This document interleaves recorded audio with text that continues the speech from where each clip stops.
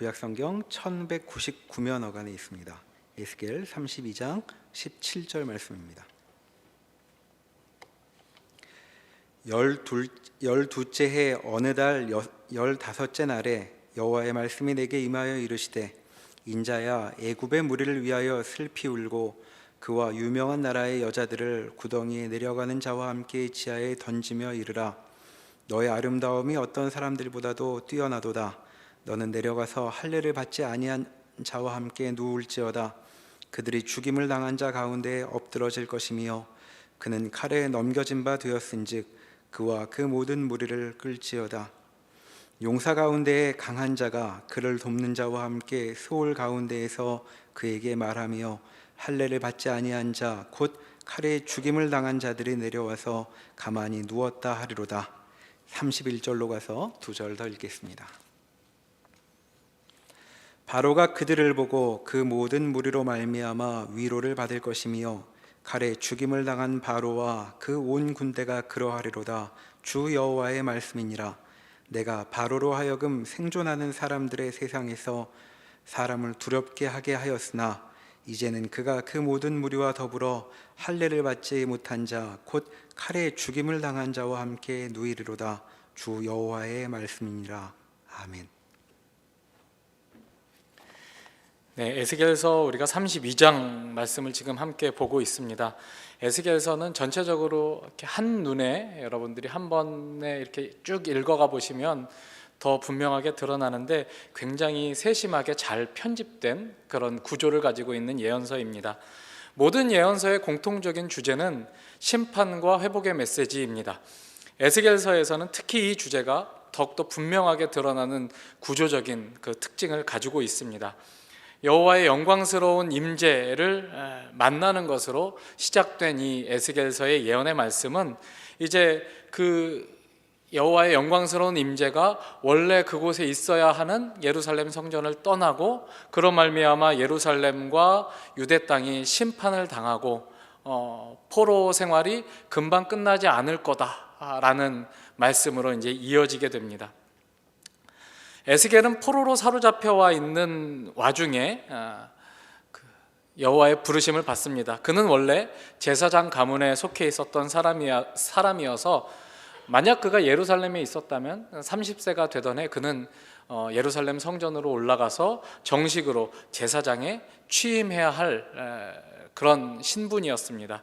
그런데 그는 원치 않게도 청소년 나이에 포로로 사로잡혀 와서 바벨론에 있게 되었고 거기에는 성전이 없기 때문에 제사장으로서의 사명도 역할도 주어질 수 없는 그런 환경에 처하게 됩니다. 그 속에서 원래라면 제사장으로 하나님의 성전에 나아가서 이제 일을 시작해야 할 30세가 되던 해에 하나님이 포로들의 거주지였던 그발 강가에 임재하셔서 이 에스겔을 선지자로 세우십니다. 그래서 이제 에스겔은 하나님을 거기에서 만나게 되는 거죠. 원래대로라면 예루살렘 성전에서 하나님의 거룩한 언약궤가 지성소에 놓여 있고 그 지성소 앞에 성소에는 향이 피어 올라가고 떡상이 차려져 있고 등불이 비추는 그런 그 성전 안에서 하나님을 만나고 섬기고 하는 그런 역할을 했어야 됐겠지만 에스겔은 그발 강가에서 영광 중에 임재하시는 하나님을 만나고 거기에서 하나님의 또 다른 새로운 면을 보게 됩니다. 그가 알고 있었던 예루살렘 성전에 계신 하나님이 아니라 예루살렘에 머물러 계시는 하나님이 아니라 신전에 묶여있는 그런 일반 신이 아니라 그룹 천사들이 이끄는 병거를 타고 온 세상을 자유롭게 왕래하시며 통치하시며 그 속에서 일어나는 모든 일들을 낱낱이 알고 계시는 하나님을 거기에서 만나게 되죠. 그리고 그 하나님께서 에스겔에게 전해야 할 메시지를 주십니다. 그것은 다름이 아니라 예루살렘에 임할 심판, 그로 말미암아 겪게 될 예루살렘에 사는 언약 백성들의 고통, 파멸 그런 운명을 선포해야 하는 역할을 맡게 됩니다.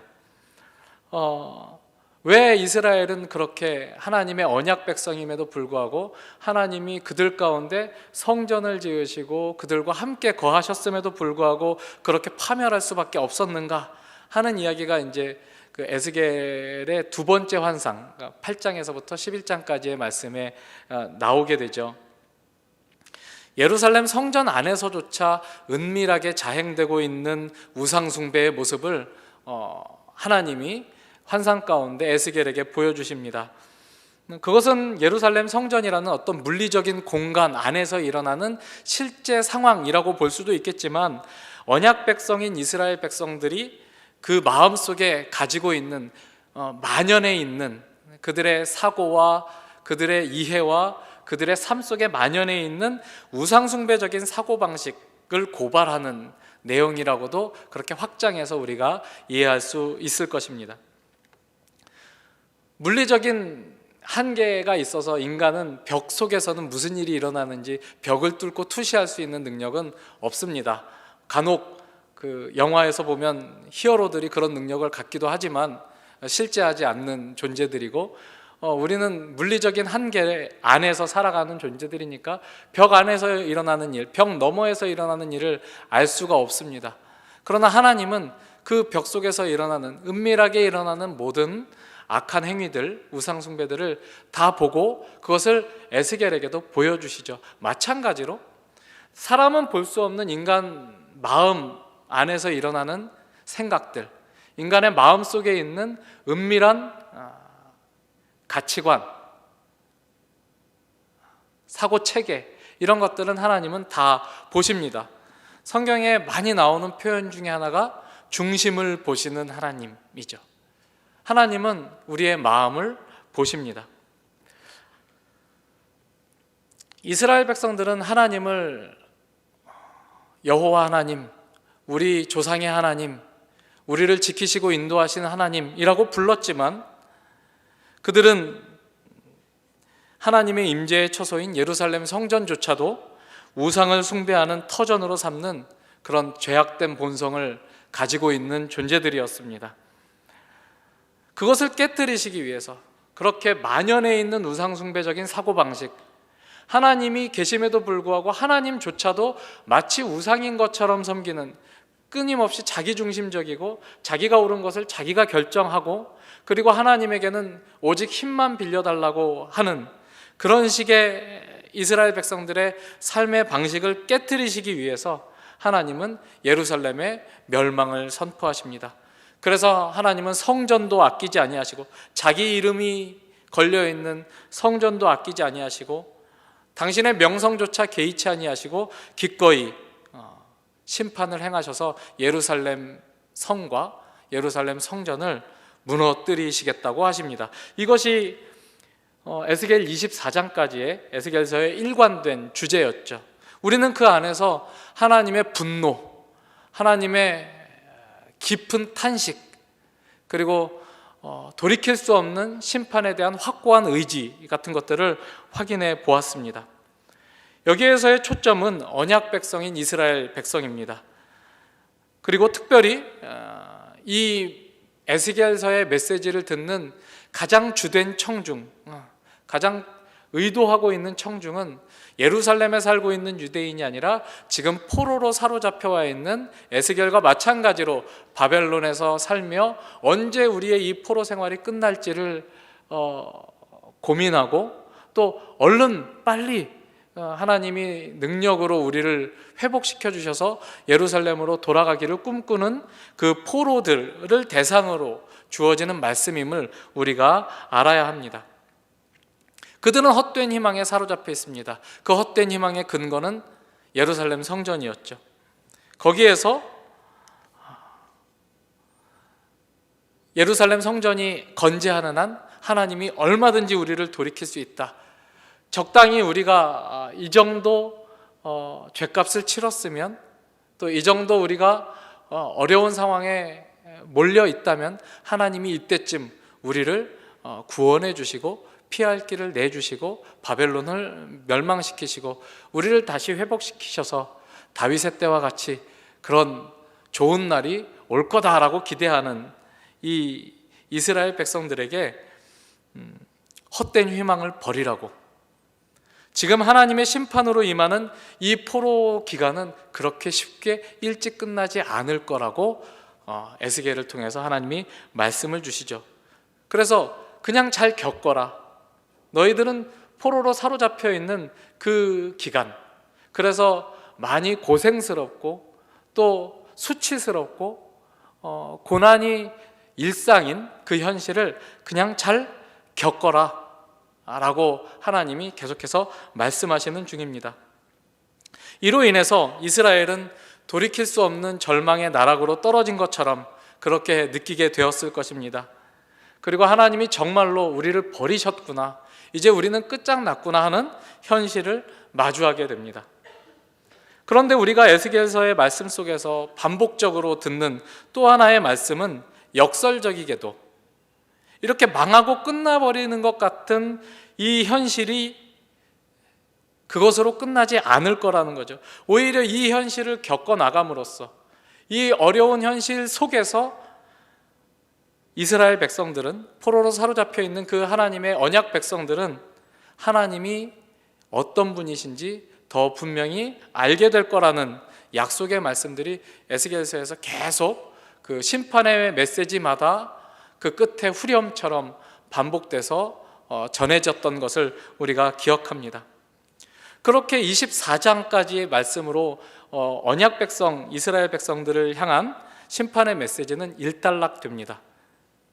그러나 에스겔은 그 선지서의 그 도식을 따라서 심판이 선포되면 그 다음에는 회복이 선포돼야 되는데 곧바로 회복으로 가지 않고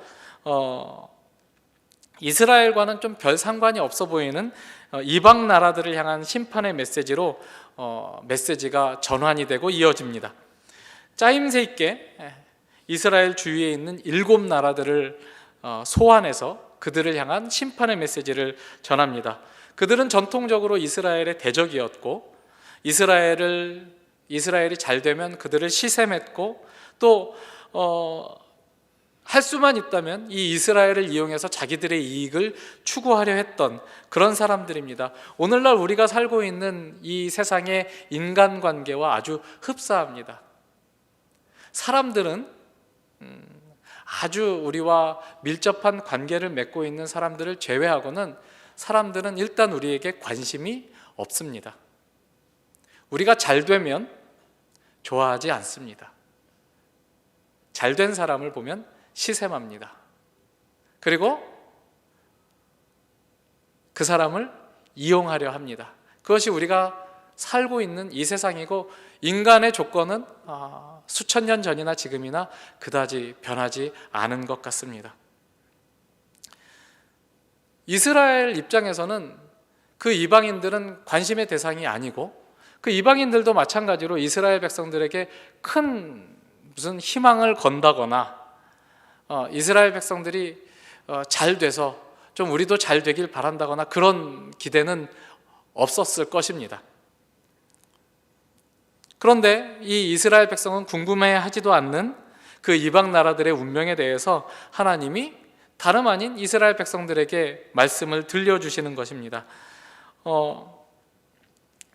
한편으로는 그런 생각이 들었겠죠. 지금 24장까지 이르러서 이스라엘 백성들이 그 심판을 당할 것이라는, 그래서 망하고 무너질 것이라는 것이 확정적으로 선포가 되었습니다.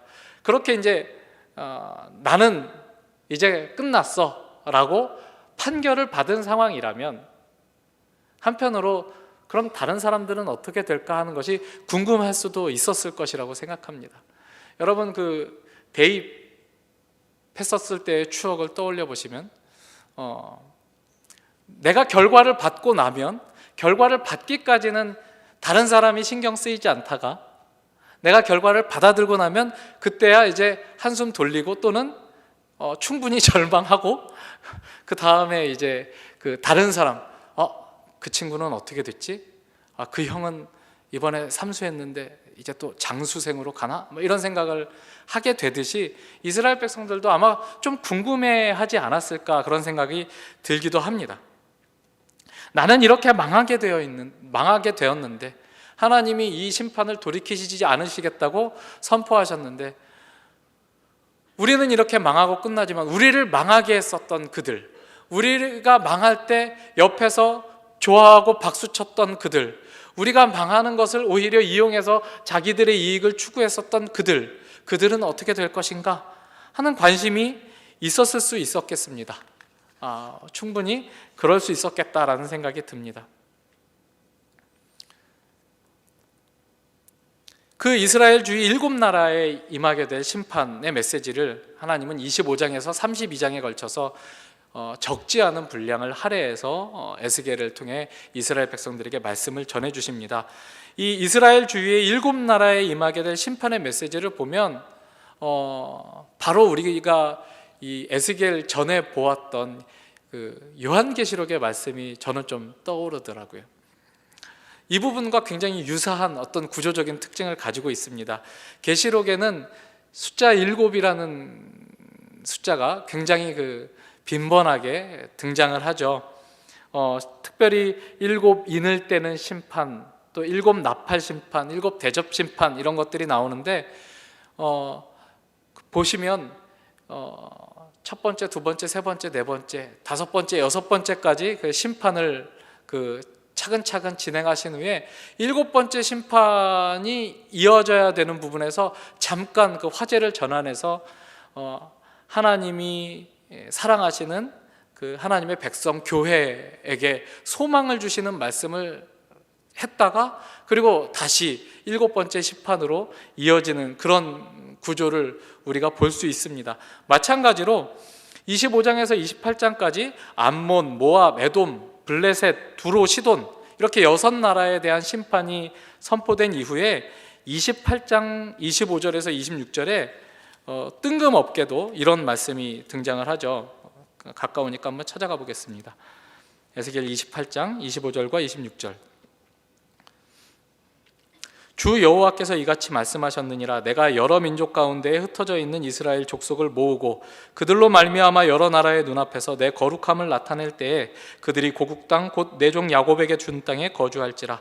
그들이 그 가운데에 평안히 살면서 집을 건축하며 포도원을 만들고 그들의 사방에서 멸시하던 모든 자를 내가 심판할 때에 그들이 평안히 살며 내가 그 하나님 여호와인 줄을 그들이 알리라. 이방에 대한 심판의 말씀을 하시다가 6번째 나라까지 하나님이 다 심판을 선포하신 이후에 이제 7번째 클라이막스로 들어가야 되는데 그 클라이막스에 합당한 대제국 애굽 나라에 임하는 심판이 선포되기 직전에 하나님이 잠깐 그 시선을 돌려서 이스라엘 백성, 하나님이 사랑하시는 하나님의 언약 백성의 회복을 말씀을 하십니다.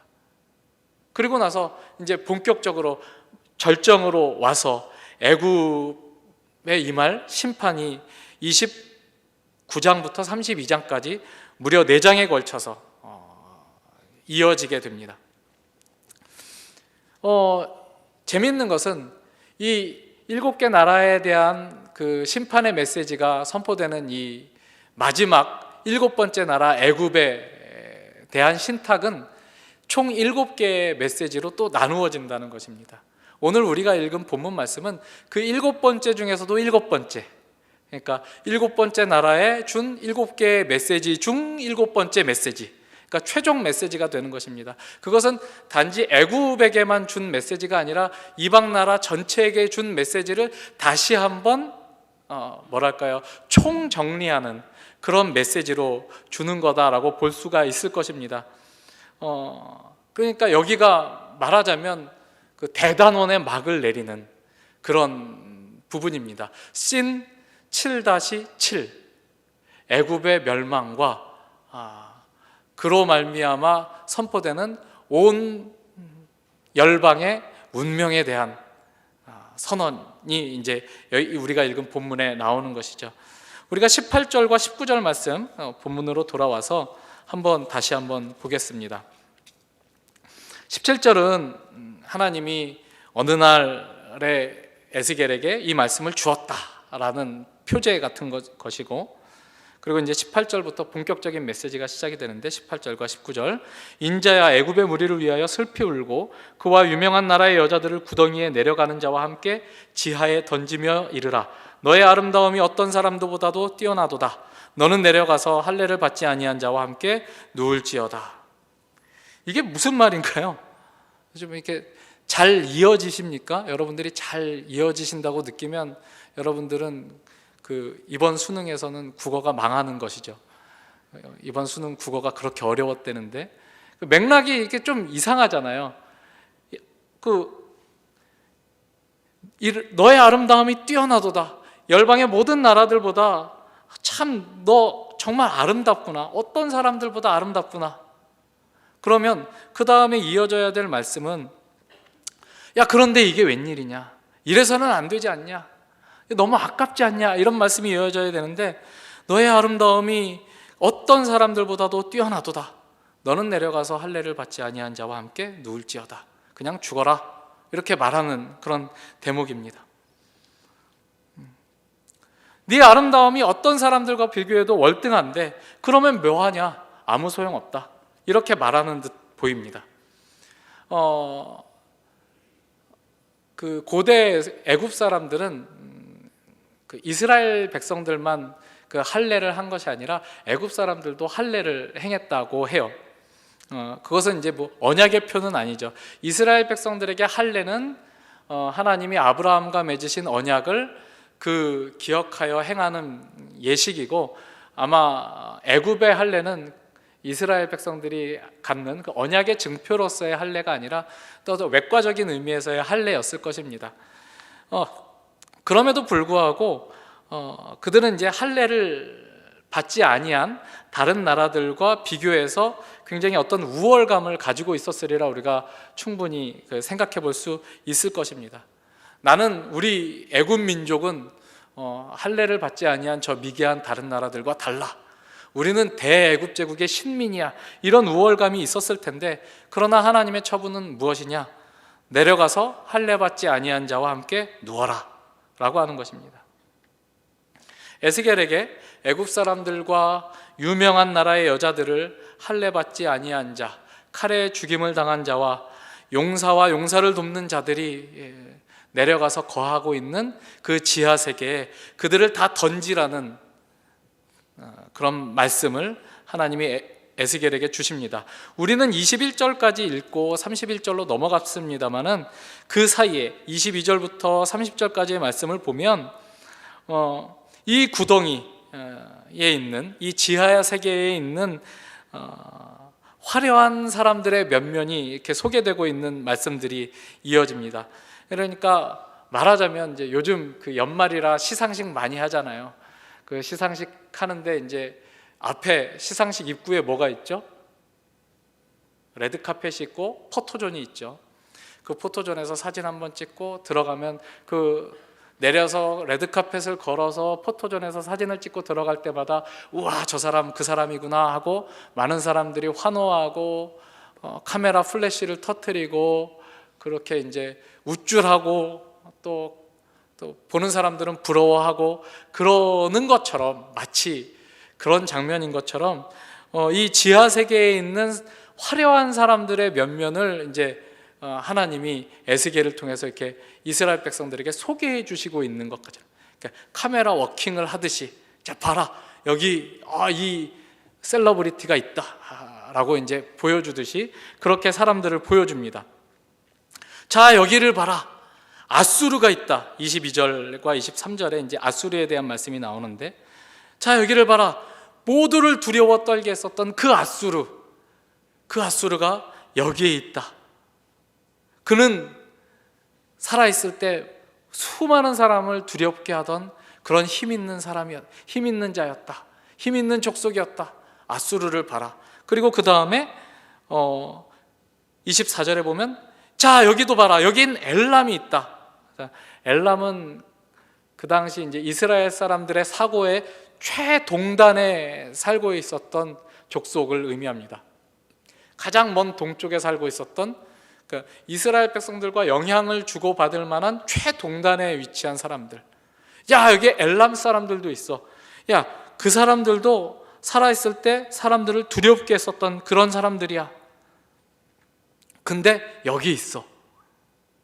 자, 26절에 보면 야, 여기에 메섹과 두발과 그 온무리도 있어. 메섹과 두발은 이스라엘 백성들의 사고방식, 사고 세계에서는 최북단에 있었던 사람들. 야, 메섹과 두발이 있어. 이들도 참 두렵게 했었던 사람들이었지. 힘께나 쓰던 사람들이었지. 야, 여기에 에돔 사람들과 그 고관과 왕들도 있어. 여기 봐.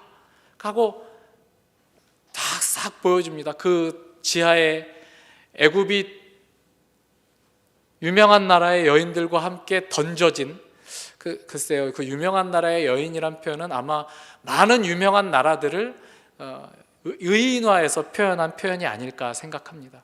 그 나라들은 보통 이제 여자로 많이 표현이 되니까 도시나 나라들. 이 여인들을 봐라. 이 나라들을 봐라. 너희들이 알고 있었던 그 수많은 나라들, 너희들이 두려워했었던 수많은 나라들, 힘께나 쓴다고 자부했었던 그 나라들을 봐라. 야, 애굽이 내려가 있는 그곳에, 대제국 애굽이 내려간 그곳에 야, 아수르도 있고 엘람도 있고 메섹과 두발도 있고 에돔도 있고 동서남북에 힘께나 쓴다 하는 모든 나라들이 거기에 다 있구나. 이렇게 이야기를 하는 것이죠. 그런데 30절을 보시면 뭐라고 말합니까? 거기에 죽임을 당한 자와 함께 내려간 북쪽 모든 방백과 모든 시돈 사람이 있으며 그들이 본래는 강성하였으므로 두렵게 하였으나 이제는 부끄러움을 품고 할례를 받지 못하고 칼에 죽임을 당한 자와 함께 누웠고 구덩이에 내려가는 자와 함께 수치를 당하였도다. 그들은 다 수치를 당하는 처지가 되어서 거기 모여 있더라.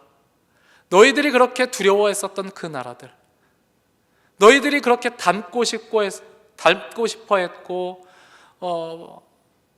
우리도 좀 그 비슷하게 살고 싶다 생각했었던 그 나라들 지금 어디 있는지 똑똑히 보아라.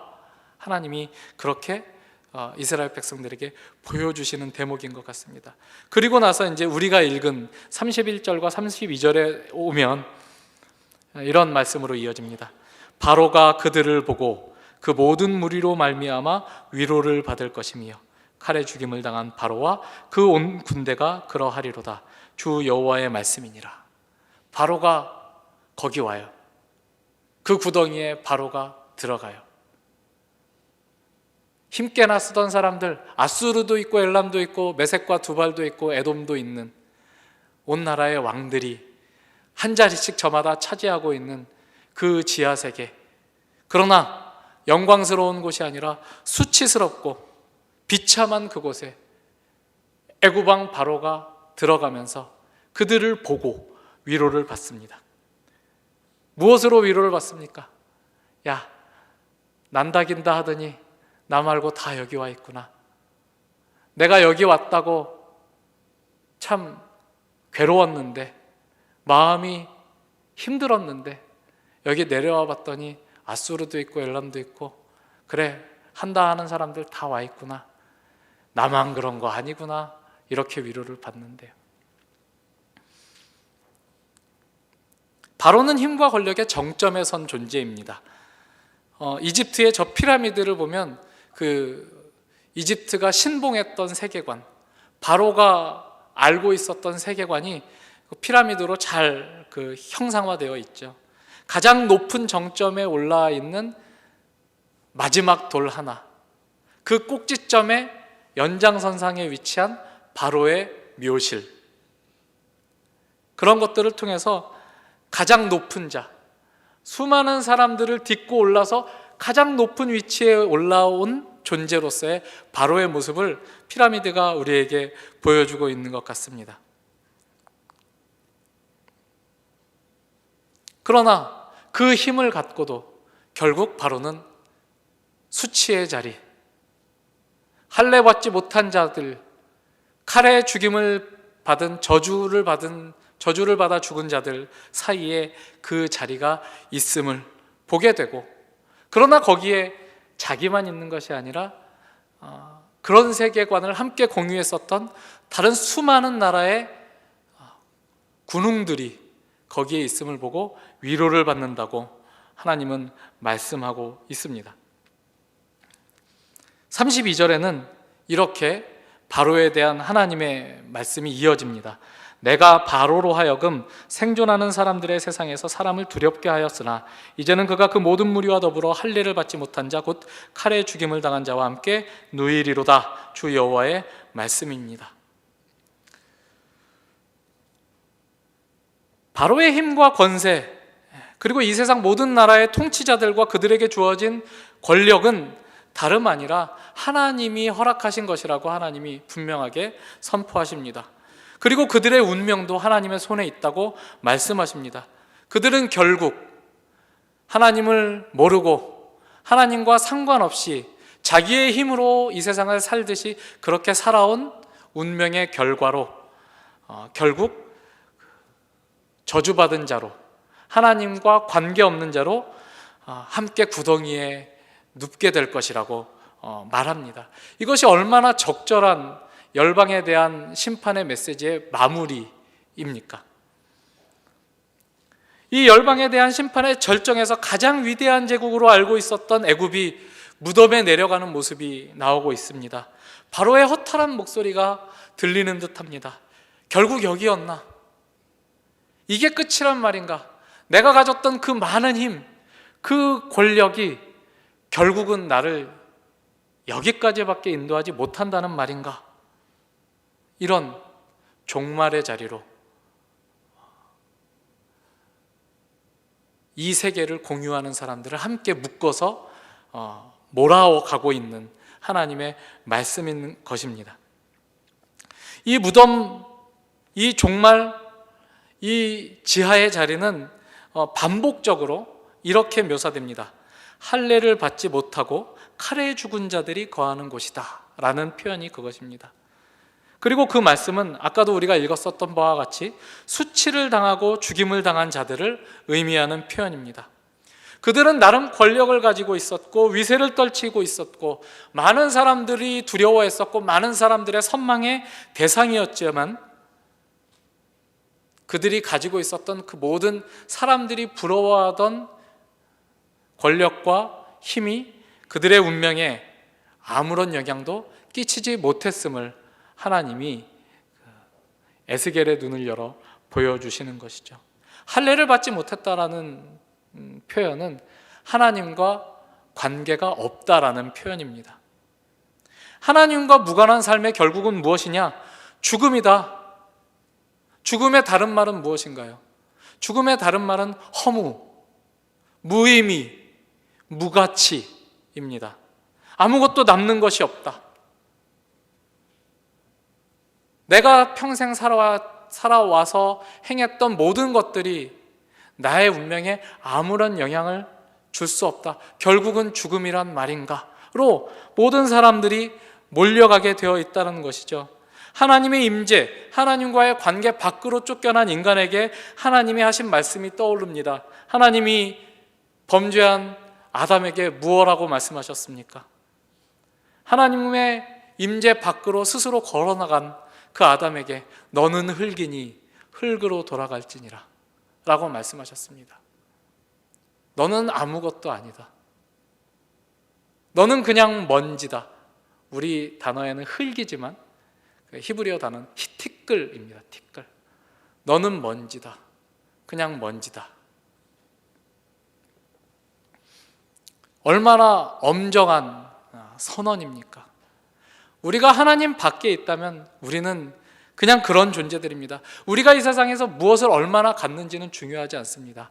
얼마나 많은 것을 이루었는지, 사람들이 우리를 얼마나 선망하며 쳐다보는지, 사람들이 얼마나 우리를 부러워하는지, 그런 거는 이 죽음 앞에서는 아무런 소용이 없다라는 것이죠. 하나님이 이 끝으로 열방을 몰아가고 계시고 열방의 이 끝을 이스라엘 백성들에게 보여주십니다. 왜 그들에게 보여주십니까? 그들이 그 열방을 선망했거든요. 그들이 그 열방을 동경했거든요. 우리와 같이. 그렇죠? 우리가 늘 부러워하는 그것, 조금만, 나에게 조금만 더 재원이 있다면, 나에게 조금만 더 안정적인 직장이 있다면, 나에게 조금만 더 내 마음을 헤아려 줄 내 편에 속한 사람들이 좀 있다면, 나에게 조금만 더 능력이 있다면, 이 상황을 통제할 만한 최소한의 힘이 있다면 늘 우리가 갈망하는 것이죠. 그러나 그런 것들 다 가진 자들이 어디 있다고요? 할례 받지 못한 자와 칼에 죽임을 당한 자들이 거하는 그 지하세계 수치의 자리에 그들이 거기 있으면서 자기들끼리 거기에서 위로를 받고 있대요. 얼마나 허망한 인간의 결말입니까? 하나님은 이 끝에 인간을 세우기를 원하십니다. 보아라, 너희는 흙이다. 아무것도 아닌 존재들이다. 마치 너희들이 무엇인가 되는 양, 스스로를 신이라 일컫고 스스로 지혜 있는 자라고 여겨서 내 운명은 내가 결정한다라고 믿고 그렇게 살고 있지만 너희들의 결국은 여기다. 이 자리를 피할 수 있는 존재는 이 세상에, 자기 힘으로 이 자리를 피할 수 있는 존재는 없다. 이 자리에 정직하게 서야 그 다음을 바라볼 수 있는 것이죠. 우리가 가지고 있는 것, 우리가 소원하는 것이 진정으로 우리에게 답을 주더냐, 아니면 다른 답이 있느냐 하는 것은, 그것이 아무 소용없는 자리까지 가지 않으면 인간은 결코 그 사실을 인정하지 않기 때문에 하나님이 그 자리까지 몰아세우시는 겁니다. 우리 마태복음 19장을 한번 가보겠습니다. 신약성경 마태복음 19장 23절입니다.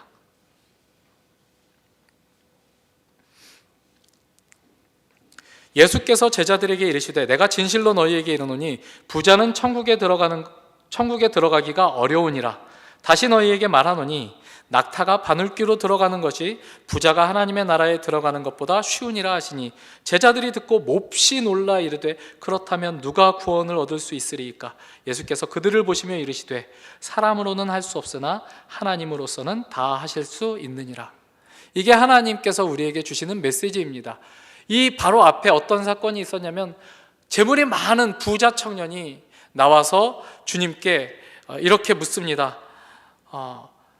선생님, 내가 무엇을 하여야 영생을 얻을 수 있겠습니까? 라고 묻자 예수님께서 생명에 들어가기 위해서는 계명을 지켜야 한다 라고 말씀하십니다. 그러니까 이 부자 청년이, 저는 어려서부터 이 계명들을 다 지켰습니다. 예수님이 너에게 부족한 것이 있다. 네가 가진 재물들을 다 팔아서 가난한 사람들에게 나눠주고 나를 쫓아라 라고 말하자 이 청년이 근심하고 돌아갑니다. 이 청년은 재물이 많은 사람인데 그 재물을 포기하기가 어려웠던 것이죠.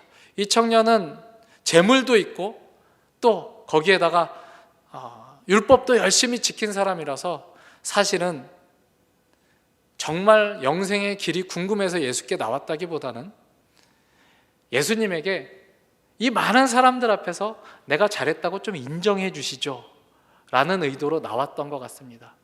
그럴 만한 사람이었습니다. 열심히 하나님의 뜻에 최선을 다해서 율법을 지키며 살아가려고 노력했었던 사람인 것 같습니다. 그렇지 않고서야 어떻게 어려서부터 이런 것을 내가 다 지켰습니다라고 감히 대답할 수 있었겠습니까? 꽤 열심히 했었던 사람인 것 같죠. 그러나 예수님은 아니, 그게 다가 아니다.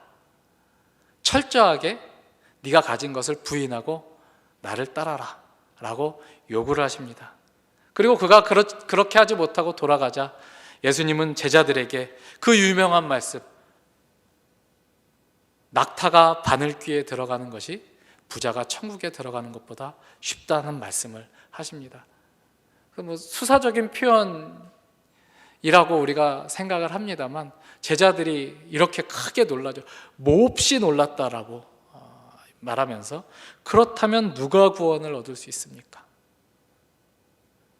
하나님, 부자도 안 돼요? 저렇게 성실하게 열심히 일한 부자도 안 되는 거예요? 그러면 누가 되는 거예요? 사람이 하는 것으로는 안 된다. 하나님이 하셔야 된다. 그러니까 하나님이 지금 인간을 끌고 오고 있는 자리인 것입니다. 절망을 마주하지 않으면, 죽음을 마주하지 않으면 하나님이 내미시는 이 손을 인간은 결코 잡지 않습니다. 그래서 하나님은 끝까지 인간을 몰아가십니다. 늘 죽음을 경험하게 하시고 보게 하십니다. 결국은 우리가 살아가면서 매일 마주하는 현실은 무엇입니까? 무의미함이, 무가치함이, 허무가 우리가 알고 있는 그 어떤 가치보다 더 위력적인 세상을 우리가 날마다 만나는 것 아닙니까? 그것을 보면서 인간의 참된 가치는 어디 있는가? 우리가 묻지 않을 수 없습니다. 그러나 이 지점에서 우리는 바로의 길과 전혀 다른 하나님이 보여주신, 하나님이 하나님의 사람을 통해 보여주신 바울의 길을 엿보게 됩니다. 우리 빌립보서 4장으로 한번 가보겠습니다. 빌립보서 4장 12절 말씀입니다. 신약성경 322페이지. 나는 비천에 처할 줄도 알고 풍부에 처할 줄도 알아 모든 일 곧 배부름과 배고픔과 풍부와 궁핍에도 처할 줄 아는 일체의 비결을 배웠노라. 내게 능력 주시는 자 안에서 내가 모든 것을 할 수 있느니라. 하나님이 우리를 이 자리로 이끌어 가시기를 원하십니다. 다른 모든 것은 답이 안 돼서 하나님이 하시는 말씀에 귀를 기울이고 그 하나님이 하신 말씀을 따라가 보니 하나님 외에는 인간이 만족할 수 있는 다른 길이 없다는 것을 결국에 발견하게 된 그 바울이 뭐라고 담대하게 말합니까? 나에게는 풍부한 것, 비천한 것, 부유한 것, 가난한 것, 배부른 것, 배고픈 것, 그런 거 아무 상관이 없다. 사람들은 그것에 목매고 그것이 전부인 양 살아가지만 나는 그게 전부가 아니란 것을 잘 안다. 나는 하나님과 함께 그 어떤 상황에서도 감사할 수 있고 자족할 수 있고 영광을 누릴 수 있는 그런 새로운 존재가 되었다. 이것이 모두를 누르고 제일 정점에 올라간 바로가 보여준 길과 얼마나 다른 영광된 길입니까? 바로는 그 정점에 있다가 지하로 내려가면서 거기에 있는 다른 사람들 보고 위로를 받았지만 그냥 그래, 여기가 끝이구나, 모두 다 여기 있었구나, 나만 여기가 아니구나, 이런 위로를 받았지만 사도 바울은 사람들이 생각하는 가장 곤경에 처한 자리에서도 실망하지 않고 좌절하지 않고 사람들이 볼 때는 가장 영광된 자리에 올라가도 교만하지 않고 거기가 끝이라고 생각하지 않고 어디에서나 어떤 정황에서나 하나님의 자녀라는 것으로 자기의 정체성을 새로 세우는 것입니다. 그것이 바로 하나님과 관계한 자, 할례 받은 자의 운명인 것입니다. 할례 받지 아니한 자들의 결말과는 다른 하나님이 의도하신 결말인 것입니다. 우리가 다 거기에 도달하기를 하나님은 원하고 계시고 다 우리가 사도 바울이 했던 그 고백을 하기를 원하십니다. 우리가 무언가를 더 가져야 한다고 하나님께 매달리기보다는 하나님, 여기 이 자리에서 하나님의 자녀된 영광은 무엇입니까?